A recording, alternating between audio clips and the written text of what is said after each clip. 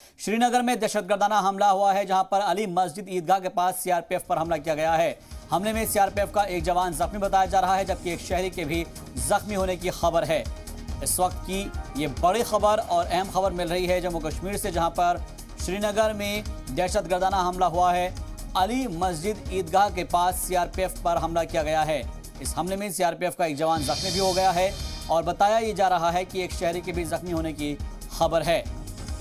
इस वक्त की बड़ी खबर और अहम खबर है जम्मू कश्मीर से, जहां पर श्रीनगर में दहशतगर्दाना हमला किया गया है।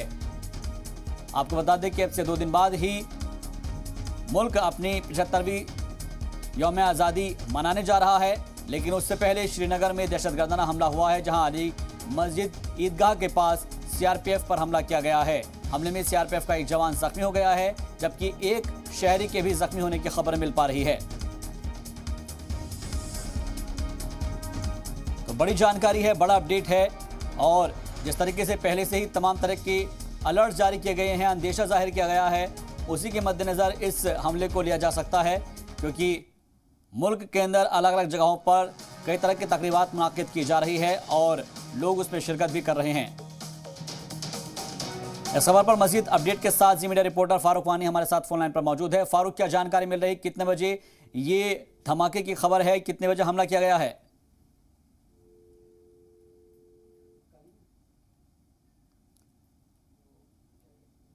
फारूक, आपको आवाज़ आ पा रही है?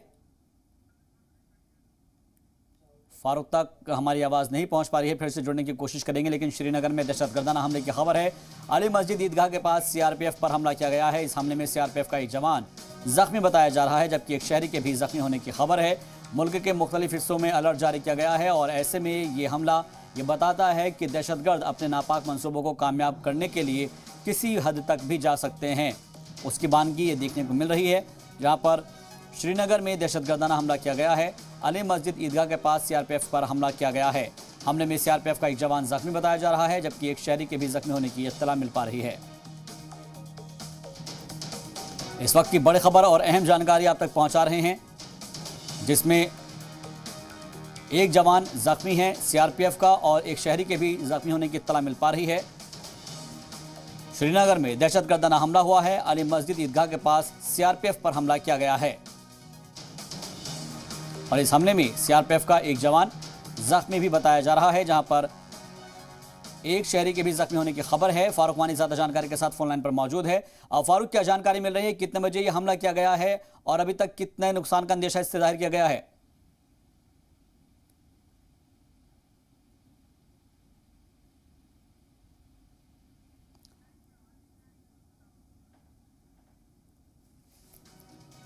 फारूक से हमारा राब्ता नहीं हो पा रहा है।